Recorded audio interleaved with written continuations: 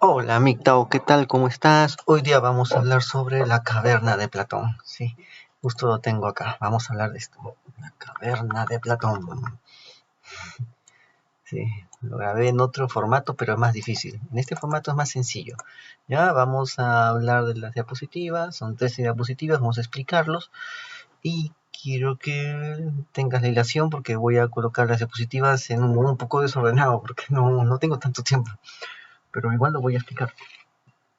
¿Qué cosa es la caverna? La caverna es la plantación. Eso es la caverna de Platón. Una plantación. Es así. Vamos a ver. Platón nos lo explica en la República, párrafo 514 AB. En ese libro está. Nos hablan de que esta caverna es lo siguiente. Imagina una especie de cavernosa vivienda subterránea provista de una larga entrada abierta a la luz, que se extiende a lo ancho de toda la caverna, y unos hombres que están en ellas desde niños atados por las piernas y el cuello, de modo que tengan que estarse quietos y mirar únicamente hacia adelante, pues las ligaduras les impiden volver la cabeza. Estoy leyendo lo que estoy mostrando aquí en las diapositivas. Ya, ¿por qué estás atado de piernas? ¿Por qué el prisionero está atado de piernas en la caverna? Porque no tiene facultad para decidir su propio camino. La plantación lo obliga a estar en un solo lugar, en aceptar su rol, en aceptar su papel, en aceptar un destino que la misma plantación le ha impuesto. Por eso está atado de piernas. Y el cuello, también tiene atado el cuello, de tal manera que no puede mover el cuello, tiene que mirar fijamente hacia, hacia la pared. ¿Mm? Solamente puede mirar en una dirección, es decir, no puede tener otra perspectiva. Se le impide tener otra perspectiva, solamente tiene la perspectiva que la plantación quiere que tenga. Es así. O sea, le impide voltear y tener una perspectiva a mitad. Están impedidos cuando están en la plantación, están atados de cuellos. ¿Qué nos dice? Detrás de ellos la luz de un fuego que arde algo lejos, y en el plano superior, entre el fuego y los encadenados, un camino situado en alto, y a lo alto del camino suponte que ha sido construido un tabiquillo parecido a las mamparas que se alzan entre los titiriteros y el público, por encima de los cuales exhiben aquellos sus maravillas. Hay una luz de un fuego que arde algo lejos, o sea, una pequeña hoguera, hacia una luz para proyectar figuras e imágenes al fondo de la caverna que sirve como una pantalla, un cinematógrafo. Algo así, es un cinematógrafo, ¿no? Y los carceleros, ¿no? Están atrás, ¿no? Están proyectando imágenes usando esa luz, ¿no? Como tipo cinematógrafo, están proyectando esa imagen al frente y la gente está mirando, los prisioneros están viendo esas imágenes y están creyendo que eso es lo único que existe, ¿no? O sea, la plantación ginocéntrica, todos ellos te hacen creer una realidad que no existe, sombras de esa realidad. Te hablan de una cosa y te la desfiguran, te la tergiversan, para que tú estés enmarañado, encadenado en una mentira. De eso trata. ¿Cuáles son los elementos de esta caverna? Son el eisodos, la entrada, el odos, ojo, entrada, eisodos. ¿Qué significa? Significa que solamente hay una entrada y una salida. Eso significa. Para salir de la plantación solamente hay una forma, cómo puedes entrar, y una forma, cómo puedes salir. No hay dos entradas, no hay cinco entradas, no hay cinco salidas, no, solamente hay uno solamente. Así, así de opresiva es la plantación, así de hermética y cerrada es la plantación para evitar que la gente tenga varias opciones cómo irse. Solamente hay una opción para irse, ya sabemos cuál es la opción para liberarse de la plantación. Tenemos el odos, el camino por el que pasan en una dirección los porteadores. ¿Quiénes son los porteadores? Son los carceleros. Son los que atrás de los encadenados están con sus antorchitas, con sus palitos, levantando las figuritas que se ven después en ese tipo de cinematógrafo que es la plantación. Ese mundo ideal que te muestra la plantación, que en verdad es una mentira. No es un mundo, lo pintan como si fuera un mundo ideal, pero en verdad es un mundo de opresión, para que los hombres no puedan seguir su propio camino. Y los porteadores son los carceleros, son los que se encargan de mostrar estas sombras, estas falsas figuras, estas falsas realidades a los que están encadenados en la caverna. Esos son los porteadores, los carceleros. Está el techo, es una paredilla, es esa pared chiquitita que separa a los encadenados de los porteadores, de los carceleros. Es esa pared. Está el desmotai. Desmotai es prisioneros que solo pueden mirar en una única dirección indicada. La caverna, como dice Platón, es desmotai. Hay desmotai. Los desmotai son prisioneros. El mismo Platón usa esa palabra para decir prisioneros, que solo puede mirar donde la plantación quiere que miren. Lo otro es el katantikri, es la pared del fondo. ¿Por qué es importante esa pared del fondo? Porque ahí se van a proyectar las imágenes y las figuras, las sombras, ¿no? Y de ahí va, por el eco, va a creerse que también viene el sonido que van a asimilar los esclavos de la plantación, creyéndolo como si fuera verdadero. Es el soporte bajo el cual se pinta toda la mentira. Es el soporte de la plantación para divulgar su adoctrinamiento y sus mentiras para engañar a los esclavos, a las personas volviéndolas esclavas de la plantación.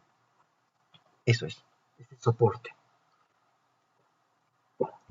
Toda esa red de onejeros, toda esa red de funcionarios, toda esa red que están metidos en esta mafia, la mafia de género. Ellos son esa pared, ese soporte a la plantación. El FOS es el fuego. Es el fuego que la plantación gradúa para que tú no puedas ver toda la realidad. Porque si tú aumentas el fuego, ya no ves las sombras. Es así. Y si tú apagas el fuego, no ves las figuras, ya no ves nada. Lo importante es que la plantación te gradúa la cantidad de luz que tú puedes ver para así tenerte engañado. Por eso es importante el fuego. Porque la plantación decide cuánto fuego tienes que tener tú para seguir como un esclavo, ¿no? Ahora bien, la caverna es una región terrena, infraterrena. Se decía que la vida de los primeros habitantes de la cueva se compara con la de los primeros pobladores de la tierra. Por eso dice bien claro el tema, ¿no? Hombres que están en ella desde niños. Por eso. Porque son las primeras edades del hombre.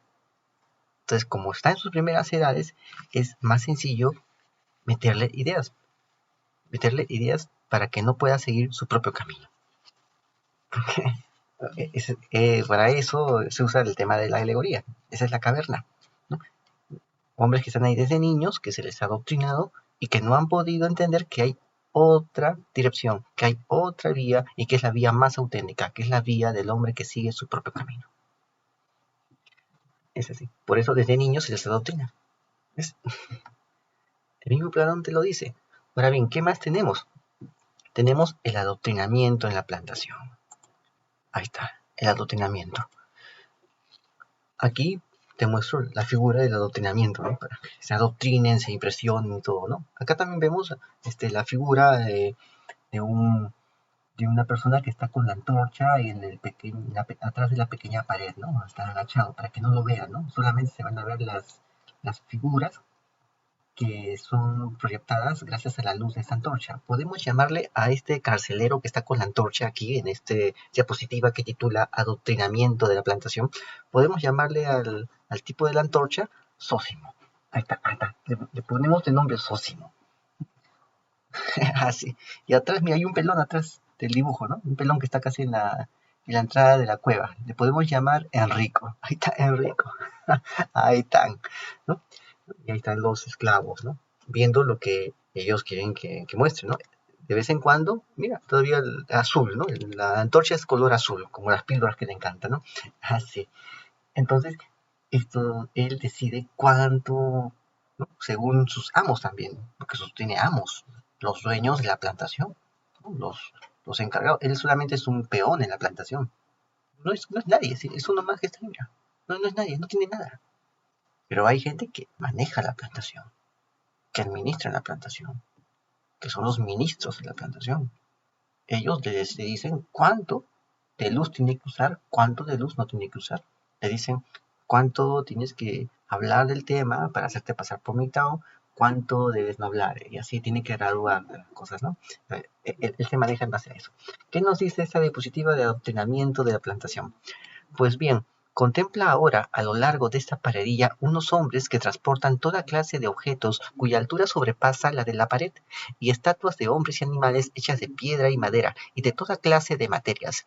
Entre estos portadores habla habrá, como es natural, unos que vayan hablando y otros que estén callados. ¿Mm? ¿Ves? Ya sabemos quiénes son los portadores, los carceleros que hablan, ¿no? Es justamente este que está aquí con la antorcha, es uno de los que hablan, se llama Zósimo. Ahí está. Pero hay otros que callan. ¿Mm? Están abajo de Zósimo, están las personas que callan. ¿Por qué? Porque se están beneficiando de la plantación. No les conviene denunciar a la plantación porque se están beneficiando de ella.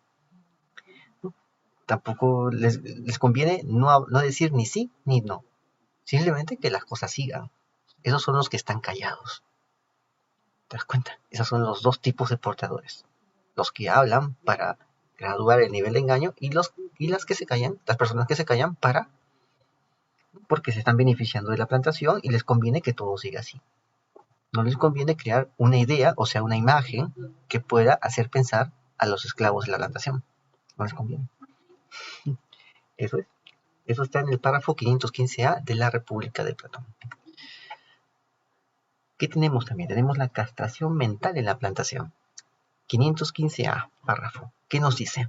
Iguales que nosotros, porque en primer lugar, crees que los que están así han visto otra cosa de sí mismos o de sus compañeros, sino las sombras proyectadas por el fuego sobre la parte de la caverna que está frente a ellos.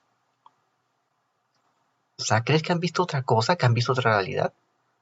¿Tú crees? No, es lo único que han visto. Lo único que han visto es este sistema en el cual se ha adoctrinado en la plantación. No ha visto otra cosa más. El concepto y la idea de seguir, ser un hombre libre que sigue su propio camino, no está en la cabeza de ellos. La plantación se ha cuidado de sembrar esa semilla, de evitar que esas ideas entren a las cabezas, a las mentes de los esclavos en la plantación. Los esclavos de la plantación solamente ven esas falsas imágenes, esas falsas voces, esas voces que dicen medias mentiras y medias verdades, y se han criado en eso desde niños y no saben que en verdad han sido completamente engañados. Es lo único que han visto. No han visto otra cosa más. No entienden de otra cosa más. No entienden del Midtown. Bueno, prosigamos. Prosigamos acá. Acá está.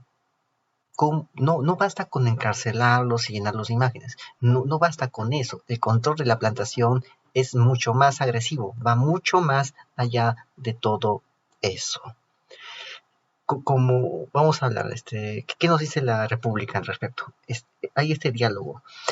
Como digo, si durante toda su vida han sido obligados a mantener inmóviles las cabezas, o sea, solamente a ver en una sola dirección, la dirección que la plantación les impone. Y de los objetos transportados, ¿no habrán visto lo mismo? Claro, o sea, se han llenado de la monotonía que la plantación les ofrece. Y a ellos les gusta esa monotonía que les da la plantación. No piensan que puede haber otra cosa más, como seguir tu propio camino. No lo creen. ¿No? Entonces no lo creen. Entonces, ¿qué sucede? ¿Y qué otra cosa van a ver? ¿No? Sí, claro, la plantación es la única que dice que hay que ver y que no hay que ver, que hay que escuchar y que no hay que escuchar.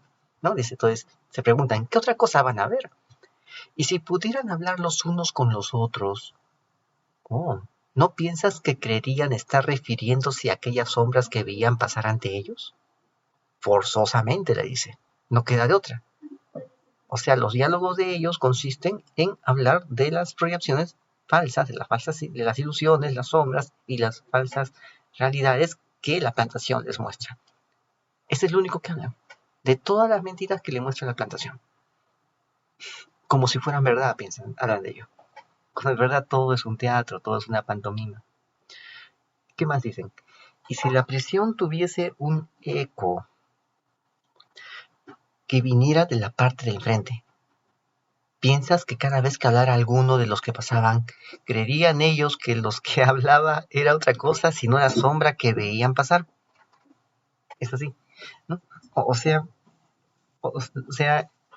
en esta caverna, alguien, uno de los porteadores, los carceleros, habla un diálogo y como es una caverna hueca, la voz pega en la pared. Entonces los esclavos que están atados mirando la pared creen que la voz viene de la pared o viene de las figuras que están proyectadas en la pared. creen que la voz viene de eso, por el eco. No se dan cuenta que en verdad la voz viene del carcelero que está atrás de ellos, al cual nunca han visto, porque nunca se han dado cuenta que en la plantación donde ellos estaban, en esa caverna, había carceleros. No tenían esa idea de carceleros, a pesar de que era real. No sabían, ¿no? Entonces dice, no, por Zeus, ¿no? Entonces no hay duda, dije yo, de que los tales no tendrán por real ninguna otra cosa más que las sombras de los objetos fabricados. ¿Creen que es lo único real? Lo que la plantación les muestra. ¿Es eso? ¿Es real? No, no es real, pero verdad, es solamente una sombra, es una ficción. La realidad es completamente diferente. Es así. Ese es el control de la plantación. Controlan tu mente, no solo te controlan a ti, te controlan tu cuerpo, te controlan tu mente. Esa es la plantación. ¿Qué más tenemos? Párrafo 515D de la República. Nos habla de la píldora roja. Entonces, vamos a ver, acá te lo he puesto el tema de la píldora roja. Acá lo tenemos. Examina pues, ¿no? Examina pues, dije, ¿qué pasaría si fueran liberados de sus cadenas y curados de su ignorancia? Y si conforme la naturaleza se les ocurriera lo siguiente. Aquí está, lo siguiente. Vamos a ver, o sea, están yendo a la hipótesis, ¿no? ¿Qué pasaría si son liberados y se dan cuenta de que todo era full mentira? ¿Qué pasaría entonces? ¿En qué quedaría todo? Si todo esto se descubriera, toda esta falsedad, toda esta mentira, toda esta maldad, ¿qué sucedería? Bueno, vamos a ver lo que sucedería, ¿no? Cuando uno de ellos fuera desatado, ¿no? Desatado y obligado a levantarse súbitamente y a volver el cuello y a andar y mirar a la luz, y cuando al hacer todo esto sintiera dolor y por causa de las chiribitas, es decir, las chispas de luz que ve cuando por primera vez ve el sol, no fuera capaz de ver aquellos objetos cuyas sombras veía antes. O sea, ¿qué pasaría, no? O sea, si liberamos a un miembro de la plantación y le hacemos ver las cosas reales. Esa es la píldora roja. ¿Qué crees que contestaría si le dijera a alguien que antes no veía más que sombras inanes y que es ahora cuando, hallándose más cerca de la realidad y vuelto de cara a objetos más reales, goza de una visión más verdadera? Y si fuera mostrándole los objetos que pasan y obligándole a contestar a sus preguntas acerca de qué es cada uno de ellos. O sea, se dio cuenta de que todas esas figuras y todo eso es falso. Y ahora está viendo lo que es real. Entonces le pregunta, ¿acaso crees que estaría perplejo y que lo que antes había contemplado le parecería más verdadero? ¿Acaso se creía que esas figuras son verdaderas, que esas sombras son verdaderas? Que lo que entonces se está mostrando cuando ya está viendo la luz, ¿no? Claro que no, le responde, ¿no? Claro que no. Se daría cuenta, pues, de las cosas reales que en verdad existían y que lo que había visto en la caverna era falso. Esa es la píldora roja, ¿no? Habla de sentir dolor, ¿no? Claro, el dolor cuando se ve la verdad, cuando se da cuenta de que en verdad habían sido esclavos. Ese dolor es el que sienten cuando toman la píldora roja, ¿no? Pero necesitan eso para poder liberarse. ¿No? ¿Por qué? Porque cuando toman la píldora roja se halla más cerca de la realidad y ve objetos más reales. Su visión es más verdadera. O sea, puede tomar decisiones, porque la verdad te hace libre. Puede tomar decisiones reales, decisiones que son suyas, de él, no las decisiones que le imponía la plantación a través de la programación de imágenes. O sea, antes él vivía programado por la visión de imágenes y de lemas que la plantación le colocaba en la caverna. Ahora ha visto esa verdad y ahora él decide sobre esa realidad y decide su propio camino. Ya no decide lo que la plantación le había programado. Entonces es ahí cuando aparece la píldora roja, cuando logra asimilar la píldora roja. Ese es.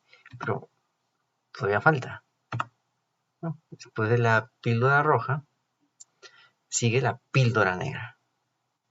Ahí está, la píldora roja sigue la píldora negra. Y aquí está, la Black Pill.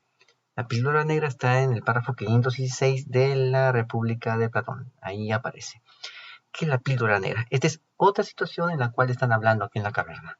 La segunda situación. La primera situación es el que toma la píldora roja. La primera situación, píldora roja. La segunda situación, dicen, es el que toma la píldora negra. La píldora negra dice lo siguiente. Y si se le obligara a fijar su vista en la luz misma, o sea, que vea de porrazo, de golpe la luz, ¿no crees que le dolerían los ojos y que se escaparía volviéndose hacia aquellos objetos que puede contemplar y que consideraría que estos son realmente más claros que los que le muestran? O sea, ¿no crees que eso pasaría? Y si se lo llevaran de allí a la fuerza, dije, obligándole a recorrer la áspera y escarpada subida, o sea, de porrazo, ¿no? De golpe, y no le dejaran antes de haberse arrastrado hasta la luz del sol. O sea, que recién lo dejaran en paz cuando lo colocan frente al sol, ¿no? O sea, lo llevan. ¿No crees que sufriría y llevaría a mal el ser arrastrado? ¿No crees que sufriría y llevaría mal el ser arrastrado? Y, una vez llegado a la luz, tendría los ojos tan llenos de ella que no sería capaz de ver ni una sola de las cosas a las que ahora llamamos verdaderas. Esa es la píldora negra, ¿no? O sea, cuando de porrazo te dan la píldora, ¿no? O sea, ya como es un choque fuerte, tremendo, y no puede ver las cosas reales porque le choca. O sea, no puede entender todavía la lógica de esto, ¿no? No sería capaz de ver todavía las cosas verdaderas, al menos por el momento, dice. O sea, no sería capaz, no lo haría al toque, al momento no, por el choque, sino que lo vería poco a poco cuando sus ojos, su vista, se acostumbre a ese tipo de sol, a ese tipo de luz, de conocimiento. Dice, no sería capaz, al menos por el momento. Esa es la píldora negra. Por el momento no sería capaz, pero después ya se acostumbra y ya se da cuenta de cómo son las cosas. Y después de esto, coligiría ya con respecto al sol, que él es quien les produce las estaciones y los años y gobierna todo lo de la región visible y es el autor en cierto modo de todas aquellas cosas que ellos veían.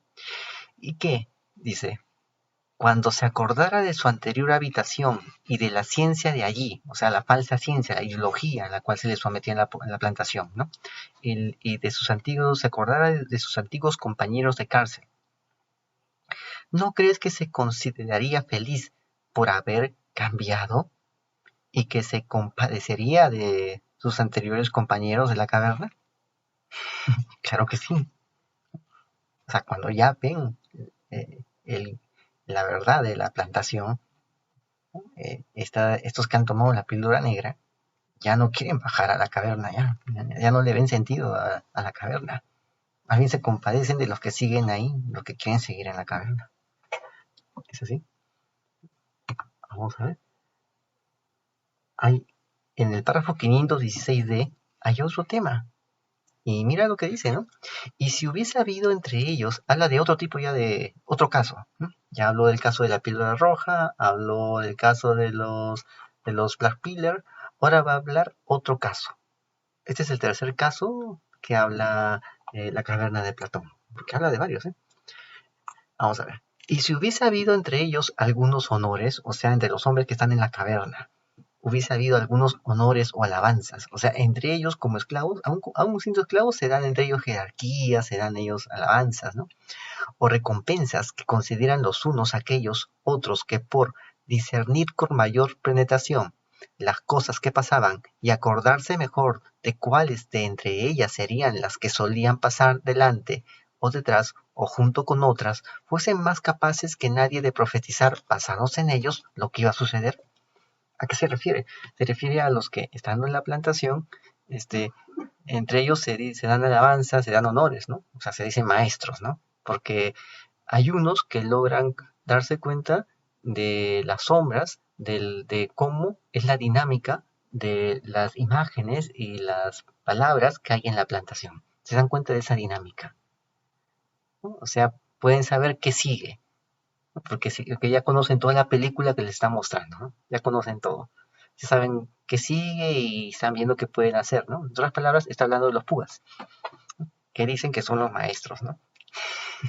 Acá están los púas, ¿no? Ellos dicen que son los maestros, que saben lo que, pero en verdad ellos no crean ninguna dinámica, sino que la plantación es la que crea la dinámica.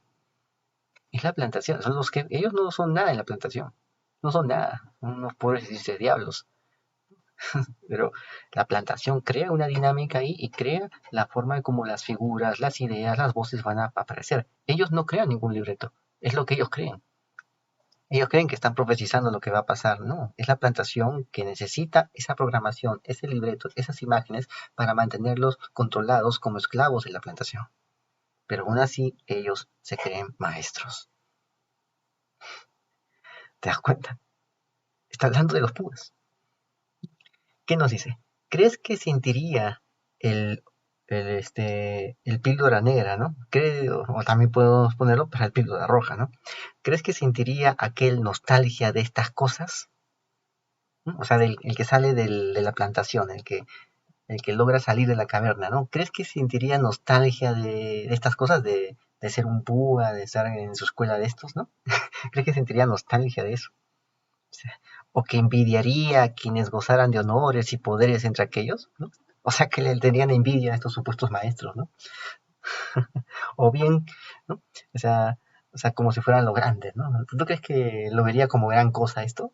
No, el que ya salió de la plantación, esto no lo ve como gran cosa, ¿no? Esto es una estafa, vendedores de humo, ¿no? Son vendehumos, ¿no? O sea, no lo ven como la gran cosa, ¿no? Pero los que están dentro de la plantación los ven a ellos como avatares, una cosa así, ¿no? Ahora bien, y termina con esto, esta parte, ¿no? Esta diapositiva. O bien, que le ocurriría lo de Homero, es decir, preferiría decididamente ser siervo en el campo de cualquier labrador sin caudal o sufrir cualquier otro destino antes que vivir en aquel mundo de lo opinable, ¿no? O sea, el mundo de lo opinable, ¿no? Yo opino lo otro, yo opino, en verdad no están opinando sobre lo que la plantación les está colocando, ¿no? O sea, no opinan sobre cosas reales, ¿no? Es opinable, ¿no? Entonces, cuando usa esta frase, ser siervo en el campo de cualquier labrador sin caudal, dices teste, es este labrador, ¿no? Es un labrador que no tiene tierra. Eso es. Esa es la frase que usa, ¿no? Y esa es la frase que usa Aquiles cuando Ulises lo visita en el mundo de los muertos. Y él dice esto, ¿no? Prefiero ser un labrador sin campo, o sea, a sueldo, un labrador sin campo, en el mundo de los vivos, que ser un rey, como lo soy, en este mundo de los muertos. O sea, no me siento bien aquí en esta caverna, ¿no? Aquiles está en el infierno y sigue siendo rey. Pero para él ser el rey, ser el maestro, ser el capo en el infierno, es igual que nada, porque él sabe cómo es el mundo donde está la luz.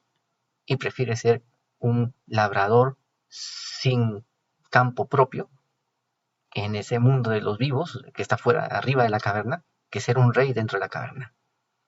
A eso se refiere la idea. O sea, estos son los maestros, ¿no? Los maestros púas que están dentro de la caverna, ¿no? Y venden humo dentro de la caverna, ¿no? Ese humo que sale de la hoguera, ¿no? Eso es lo que venden, ¿no? El humo que sale de la hoguera con la cual se proyectan todas esas mentiras que te pone la plantación. Bueno, aquí están pues los maestros, ¿no? O sea, tú lo ves, pues, ¿quiénes son estos, no? Entonces, se nota pues que les falta mucho, ¿no? Que yo los veo pues así, a simple vista, pues, y son unos evocadores, son tipos pues que en verdad les falta bastante. O sea, ser maestros púa, yo los miro y digo, pero esto no es un maestro púa, pues, esto es un tipito pues que está haciendo teatro, ¿no? Que está teatralizando algo que ni él se lo cree, ¿no? Pero que trata de buscar incautos para sacarles plata. Eso es lo que yo veo. Yo no veo exactamente, pues, o sea, Alain Delon puede ser un maestro, pero él no se pinta como tal, ¿no? Porque no necesita, porque ya es, ¿no? El que ya es, ¿para qué se pinta, no? Es así. Pero esto fue de aquí, yo digo, ¿y estos son maestros de la... Dios mío. Estos... O sea, un tipo... yo solamente veo una bola de cretinos. Eso es lo que yo veo. Y son cretinos, pues. Y bueno, están dentro de la plantación, ¿no? Tienen su papel en la plantación. Es así. ¿Qué sigue acá? La píldora azul. La píldora de los manginas. Vamos a explicar esto, ¿no? Los Blue Pillar, ¿no? ¿Qué nos dice Platón? Nos dice lo siguiente en su diálogo, ¿no? Ahora, fíjate en esto. Si, vuelto el tal allá abajo, ocupase de nuevo el mismo asiento, ¿no crees que se llenarían los ojos de tinieblas como a quien deja súbitamente la luz del sol? O sea, si vuelto el tal allá abajo, o sea, alguien sube, llega a ver el sol, a ver esa luz en la entrada de la caverna y dice, no, no, no, que se asusta cuando ve el sol, ¿no? Se asusta cuando escucha parte de esta verdad. Se asusta mucho y, y, y se asusta y trata de bajar otra vez a la caverna, ¿no? O sea, ya no quiere subir más. Trata de y baja otra vez a la caverna, ¿no? Entonces baja y dice, ¿no? Y si tuviese que competir de nuevo con los que habían permanecido constantemente encadenados, opinando acerca de las sombras aquellas, ¿no? O sea, con los de la plantación, ¿no? Con los esclavos de la caverna, ¿no? Regresa otra vez opinando acerca de las cosas de ellas, aquellas que por no habérsele asentado todavía los ojos, ve con dificultad, y no sería muy corto el tiempo que necesitara para acostumbrarse, dice. Es así. O sea, tiene que competir de nuevo, tiene que bajar otra vez a la caverna, no quiere salir completamente, apenas ve los primeros destellos de sol, se asusta y baja otra vez. Uf, ¿no? O sea, y ahora baja a su asiento, ¿no? Ocupa el mismo asiento, o sea, no quiere cambiar de asiento, o sea, sigue permaneciendo donde la plantación ha decidido que él esté, no sigue otro camino, sigue el camino de la plantación, ¿no? Y se pone a hablar también con sus amigos sobre las figuras, ¿no? Como si nunca hubiera visto lo que había más allá del sol, porque no quiso subir más. Entonces, eh, tiene que opinar sobre esas sombras, ¿no? Que vio con dificultad cuando, ¿no? Porque vio cosas con dificultad cuando subió. Entonces se acostumbra otra vez a la antigua vida que tenía antes de subir a la entrada de la caverna, ¿no? Ese se imagina, ¿no? El que conoce la verdad, el que está viendo esa luz y decide no, regresar otra vez y colocarse en su mismo asiento de siempre en la plantación y hacer como si no hubiera hecho ese viaje, ¿no? ¿No? Pero hizo ese viaje, no llegó hasta el inicio, pero vio algo, ¿no? Entonces, ¿qué haría frente a ese trayecto de viaje que logró cruzar inacabadamente? ¿Qué diría? Pues nos dice acá, ¿no daría que reír y no se diría de él que por haber subido arriba ha vuelto con los ojos estropeados? O sea, los manquina, pues le dicen, ¿no? Has vuelto con los ojos estropeados, has estado ahí arriba, ¿no? Con los mitados, ¿no? ¿Qué has hecho ahí, no? Has perdido tu tiempo, ¿no? Y que no vale la pena ni aún de intentar una semejante ascensión, ¿no? O sea, elevarse como un Tao no vale la pena, dice, ¿no? Eso le dicen, ¿no? O sea, ¿qué has hecho ahí siguiendo tu propio camino, ¿no? La plantación te lo da aquí todo, ¿no? Tienes que ser generoso con la plantación. Eso le dicen, ¿no? O sea, entonces él ya no quiere volver a intentar subir. Es el Mangina, ¿no? El Mangina se queda con su píldora azul y ya no quiere volver a subir. Ya no, ya. Se queda en el asiento que siempre ha tenido en la plantación. Y así conformistamente vive y muere. Y dice, ¿no? Y no matarían si encontraban manera de echarle mano y matarle a quien intentara desatarles y hacerle subir. ¿No? O sea, el Mangina, una vez que ha podido subir y ver esa luz y por susto se ha regresado y se ha puesto en su mismo asiento como si no hubiera pasado nada, ¿no? Va a ser uno de los primeros en defender quedarse en la plantación, quedarse en el sitio que la plantación le ha escogido. No va a querer que nadie lo mueva hacia arriba. Es así, haría lo que sea, pero no permitiría que lo lleven hacia la luz para que conozca la verdad. ¿No? El Manquina no lo va a hacer. ¿No? A diferencia del píldora negra y píldora roja, que se los llevan así, agarran, se los llevan y él no hace o sea, se resiste, ¿no? Porque no sabe qué está pasando, ¿no? Pero cuando ya llega ahí ya no se resiste, cuando ya ve la luz. En cambio, el píldora azul se va a resistir, aun cuando ve la luz. Mientras más luz vea, más se va a resistir. Porque él quiere quedarse en ese sitio, en esa cueva. Ese es el Mangina. Y aquí está el mito, párrafo 517, CD de la República. Y nos dice, en cuanto a la subida del mundo de arriba y a la contemplación de las cosas de éste, si las comparas con la ascensión del alma hasta la región inteligible, no errarás con respecto a mi vislumbre, que es lo que tú deseas conocer, y que sólo la divinidad sabe por si acaso está en lo cierto. O sea, es el propio camino, la ascensión del alma.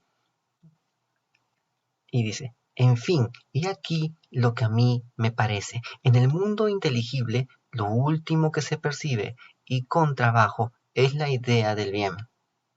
Pero una vez percibida, hay que colegir que ella es la causa de todo lo recto y lo bello que hay en todas las cosas, que mientras en el mundo visible ha engendrado la luz y al soberano de ésta, en el inteligible es ella la soberana y productora de verdad y conocimiento, y que tiene por fuerza que verla quien quiera proceder sabiamente en su vida privada o pública. Es así. Es ese conocimiento, que es el conocimiento de la filosofía MGTOW. Pues bien, dije, dame también la razón en esto otro. No te extrañes de que los que han llegado a ese punto no quieran ocuparse en asuntos humanos. O sea, se refiere al MGTOW que sabe que sus impuestos pues van al sistema ginocéntrico, a mantener la plantación. Antes bien, sus almas tienden siempre a permanecer en las alturas. Y es natural, creo yo, que así ocurra, al menos si también esto concuerda con la imagen de que se ha hablado. Ese es el MGTOW. ¿Te das cuenta? Se habla del MGTOW justamente ahí. Ahora vamos a ver. Vamos a hablar de los dos despertares. Tienes que despertar de la matriz. Hay dos despertares de la matriz.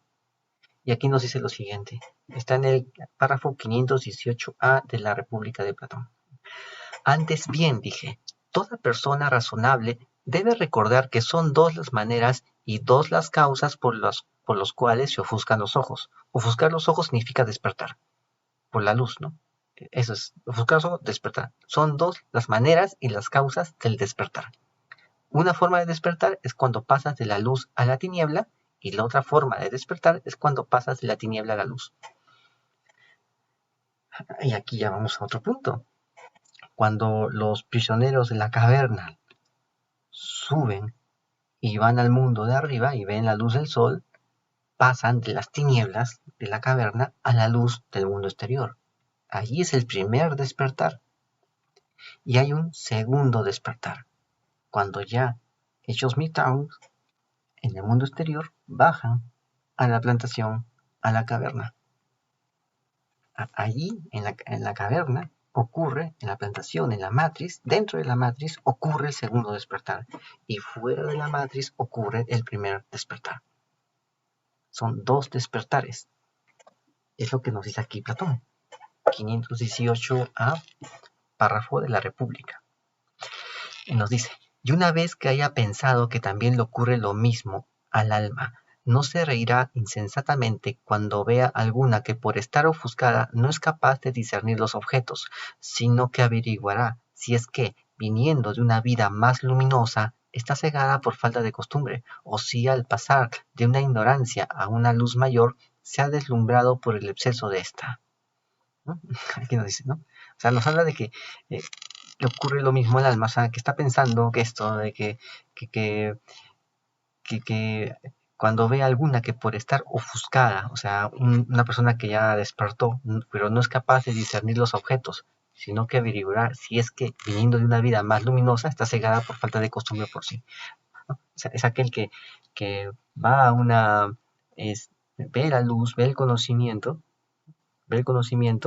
y poco a poco trata de entender los objetos, trata de entender la realidad. O sea, tiene esa curiosidad que lo hace crecer poco a poco, que lo hace formarse, ¿no? ¿Por qué? Porque es nuevo, es nuevo fuera de la plantación.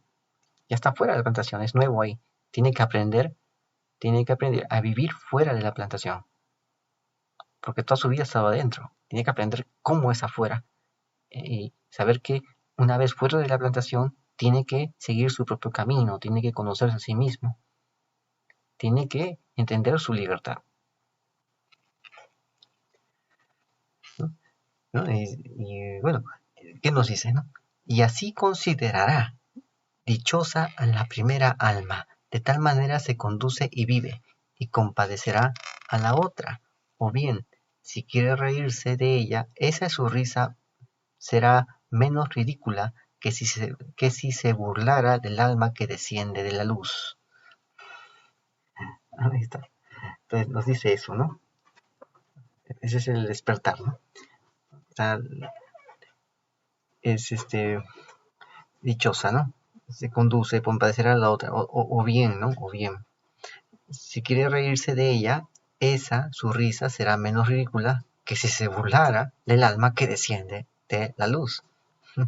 O sea, él está viendo estas cosas, ¿no? Está viendo al alma que está cegada por falta de costumbre. Está cegada por falta de costumbre, o sea, no... ¿Por qué? Porque no es su costumbre tener tanta luz, en tanto conocimiento, ¿no? O sea, como que se perturba un poco. O sea, eso lo vería de un modo algo gracioso, ¿no? Perturbarse por eso, ¿no? Que recién te enteras que las cosas son así, ¿no? O sea, lo vería así. Recién te enteras que así son las cosas, recién se entera, ¿no? Eh, entonces, eso es pasar de una mayor ignorancia a una luz mayor. O sea, tener más conocimiento, desarrollar más tu conocimiento sobre la filosofía, ¿no? Entonces, al final se deslumbra por esa idea, ¿no? O sea, se deslumbra por eso, ¿no? Por ver no sabía que esto fuera así, ¿no? Como si fuera algo nuevo, lo ve, ¿no? Se asombra mucho. Entonces, de eso se trata, ¿no? Entonces, bueno, vamos a ver acá. Aquí habla del primer despertar. 532C. ¿En qué consiste este primer despertar?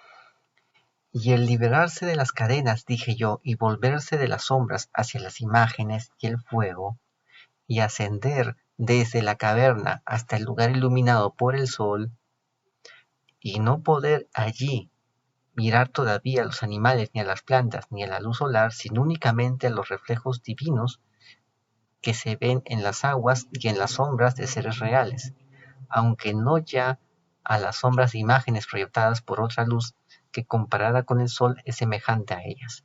O sea, es tanto el sol que está viendo que le destella en los ojos que no puede verlos directamente, pero sí ve las sombras y el reflejo de las aguas y las sombras de los seres reales. Lo ve y poco a poco se acostumbra y ya puede ya mirar de frente ya todo, todas las cosas. Dice, he aquí los efectos que produce todo ese estudio de las ciencias que hemos enumerado, el cual eleva la mejor parte del alma hacia la contemplación del mejor de los seres, del mismo modo que antes elevaba a la parte más perspicaz del cuerpo hacia la contemplación de lo más luminoso que existe en la región material y visible.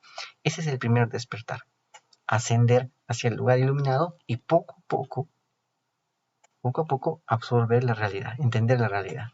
¿Por qué? Porque el destello de luz es muy fuerte. Acostumbrar los ojos al destello de luz que hay en el mundo real, en el mundo que está arriba de la caverna, que está fuera de la plantación. Y poco a poco ya tener tu propia perspectiva. Ese es el primer despertar. Y hay un segundo despertar. Cuando ya, siendo un mito, baja la plantación, baja la caverna. Porque la plantación es el sistema ginocéntrico. Es ese sistema que nos rodea. Ese sistema que te cobra impuestos, ese sistema que impone leyes absurdas. Ese es el sistema. y ahí se vive. O sea, todavía no falta los monjes monacales, mito, ¿no? Todavía eso no hay. Pero estamos dentro de una polis, de una sociedad, y esa sociedad está dominada por el ginocentrismo, por la plantación, donde el hombre es desechable. Esa es la sociedad donde estamos ahora viviendo, es donde nos explica nuestra ciudadanía, nuestro DNI, nuestros impuestos, todo está dominado por esa sociedad. Entonces ahí el segundo despertar es dentro de la plantación. Ahí va a despertar. ¿Qué dice? Porque después de esto le tendrás que hacer bajar de nuevo a la caverna aquella. O sea, ya como una vez despiertos afuera de la plantación, regresan a la plantación, pero en su condición de despiertos, y obligados a ocupar los cargos atañederos a la guerra, y todos cuantos sean propios de jóvenes, para que tampoco en cuanto a la experiencia queden por bajo los demás. Y habrán de ser también probados en estos cargos para ver si se van a mantener firmes cuando se intente arrastrarles en todas direcciones o si se moverán algo. ¿Qué dice? O sea, que se despierta también dentro, el segundo despertar es dentro de la plantación, cuando la plantación ya no tiene poder sobre ti. Tú puedes estar dentro de ese sistema, pero ese sistema no tiene poder sobre ti. Es como cuando Neo despierta dentro de la Matrix y ya lo que hace el agente Smith no le puede hacer daño. Él más bien controla eso. O sea, ahí es el segundo despertar de Neo, dentro de la Matrix. El primer despertar es fuera de la Matrix, cuando está en Sion, en la nave de Sion y todo eso, ¿no? En la nave de Nabucodonosor, ¿no? Esa nave, ¿no? Ahí es el primer. Ahí es cuando despierta por primera vez. Despierta por segunda vez cuando está ya dentro de la matriz y se da cuenta de que esa matriz no tiene poder sobre él. Baja a la caverna. Ese es el segundo despertar del mito. Ya una vez en este mundo ginocéntrico, despertar en este mundo y darte cuenta de que esas cosas, el sistema ginocéntrico no tiene poder sobre ti. No va a manejar tu vida, que tú sigues tu propio camino dentro de ese sistema. Y que no vas a torcer tu filosofía mito. Eso es el segundo despertar. Entonces dice, elevando el ojo de su alma, miren de frente a lo que proporciona luz a todos. O sea, él sabe la verdad, sabe de dónde viene la luz. Sabe que todo eso es mentira. O sea el elegido, ¿no? el que ha despertado por segunda vez y está dentro de la plantación, sabe muy bien que todas esas figuras, esa hoguera, es una mentira, sabe bien todo el engaño y camina como si nada por esa plantación, porque él conoce la verdad. Y sabe de dónde vienen las cosas, de dónde viene el verdadero conocimiento, la verdadera filosofía del hombre libre. Dice, y cuando hayan visto el bien en sí, se servirán de él como modelo durante el resto de su vida. O sea, cuando conozcan la realidad, ¿no? Cuando ya entiendanla, ellos sean hombres libres que siguen su propio camino. Esto va a ser durante el resto de su vida porque ya sabrá cómo funciona la plantación. Está dentro de ese sistema de la plantación y todo, ¿no? Porque han dominado. Pero eso no tiene poder sobre él. Ese es el segundo despertar. Bueno, creo que ya me cedí mucho, ¿no? ¿Qué te pareció el video? Déjanos tus comentarios y voy a colocar las diapositivas en la página de Micto Perú para que lo puedas descargar y repasar y estudiar también por tu parte, ¿no? Nos vemos hasta otra ocasión. Saludos, Micto.